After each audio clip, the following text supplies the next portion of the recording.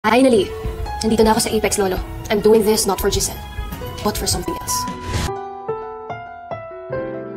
Ang susunod na programa ay rated PG.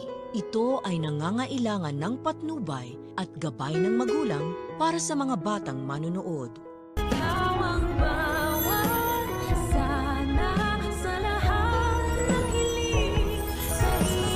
Please welcome our new VP for Finance, Mr. Eric Refuerzo.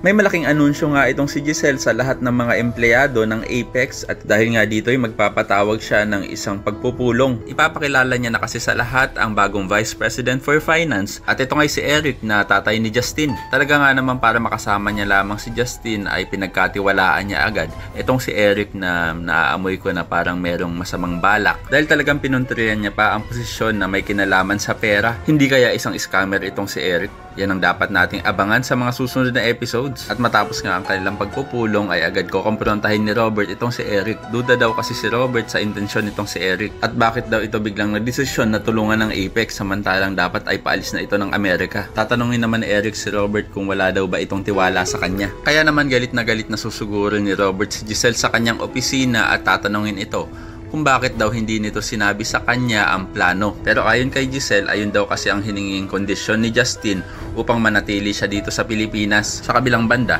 isang malaking palaisipan naman ang iniwang mga kataga nitong si Justin na hindi daw dahil kay Giselle ang ginawa niyang pagpayag na magtrabaho sa Apex. At mukhang ito ay para kay Lolo Pepe. At kung ano man ang misyon na iyan ay dapat nating abangan sa mga susunod na episodes. Sa kabilang banda, gagamitin pandahilan ni Doc Carlos ang paglipat umano ni Annalyn sa Apex kaya hindi niya ito isasama sa islat na mga pupunta sa Japan para sa seminar. Kaya naman maglalabas ng sama ng loob itong si Annalyn kay Harry na napaka-unfair naman daw yata ni Doc Carlos sa kanya. Kaya naman kung isa ka rin sa mga nagnanais na malaman na kung ano ang tunay na intensyon nitong si Justin sa pagpayag niya kay Giselle na magtrabaho sa Apex ay pakilike ang video na ito and don't forget to subscribe. Thanks for watching and see you next time. Bye-bye.